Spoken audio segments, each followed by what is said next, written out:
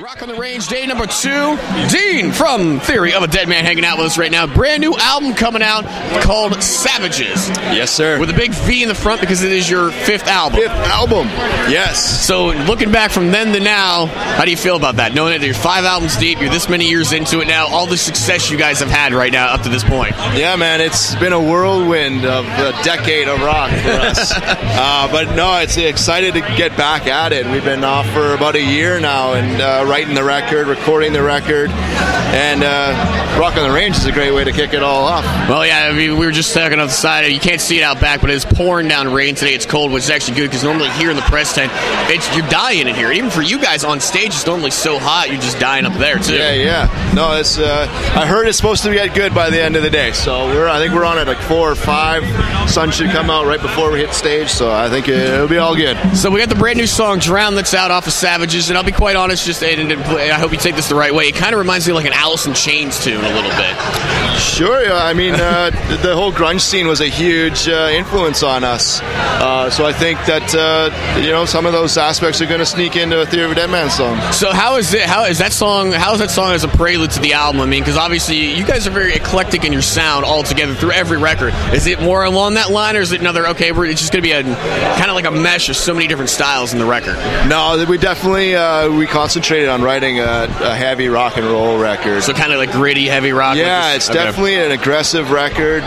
Probably the most aggressive record we've ever done. And it's almost come full circle to the original Theory of a Deadman sound on the first couple records. Was this kind of like a notion you had in your head, we're going this way, or it just kind of happened that way? You start writing, you're like, hey, this is what's happening. No, I think that we really wanted to cement ourselves as a rock and roll band, and I think that this album really puts us there. Cool. For you, what's your favorite song on it?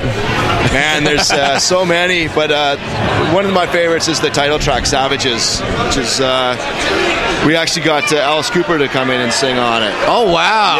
Yeah, so it's turning out really, really well. We're actually going to play it tonight. Who is there any other guests on the record, or was it just Alice on this one? Or that you can't say yet? There's another guest that hasn't been confirmed. It's been done, but it hasn't been confirmed. So you don't know, you don't. It's done, but you don't know you can put it on the record. Is that it, or? Well, yeah, we're working everything out.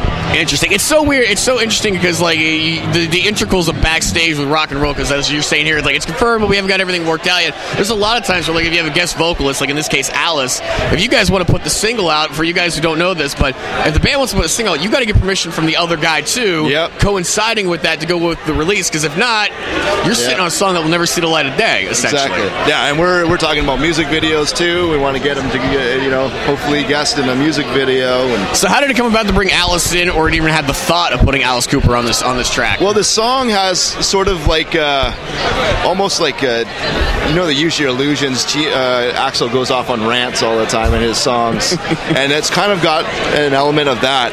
So, and we thought that we wanted to bring a guest vocalist in on it and do that little bit of a rant. And I just remembered Alice Cooper doing, I think it was The Garden on Use Your Illusion 1, I believe.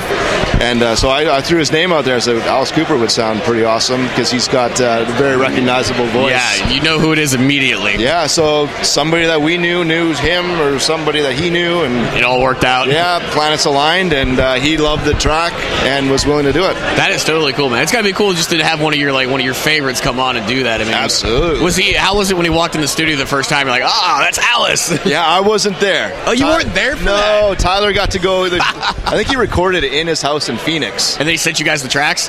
Yeah, well, Tyler went to Phoenix. Oh, okay. So Tyler was there at Alice Cooper's house, and he was a great guy apparently. And you're like, I don't know. Maybe when we get to the music video, if that ever happens, we're going to make that happen. I'll finally get to meet him. But exactly. That's so strange how rock and roll works. Back to that again, because like that, Tyler just goes out there, cuts the things, brings it all back, and we're like, hey, we're done. We don't need to fly him to wherever we're at. No, yeah, and it's funny too. I think he was supposed to do it on on one day, so Tyler had the plans to fly and everything, and then it got canceled last minute.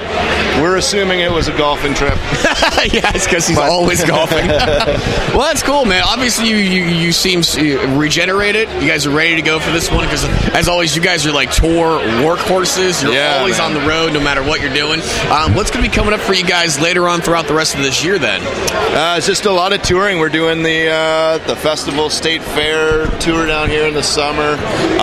We're going to do a headlining tour down here sort of late summer, early fall, and then we're heading over to the UK with Blackstone Cherry, and then probably finish the year doing a Canadian tour right when it's nice and cold. Oh, right where you gotta love it. Yeah. October or November, December tour in Canada is always fun. That is cool. Now, you guys in the past, when you've released records, you later on release special editions with like acoustics and B-sides. Is that kind of in the works too right now, or? Yeah, we'll see. We cut I think 16 or 17 tracks. How many ended up on the album? We don't know yet. That's another thing. I think it's either going to be 12 or 13. Wait.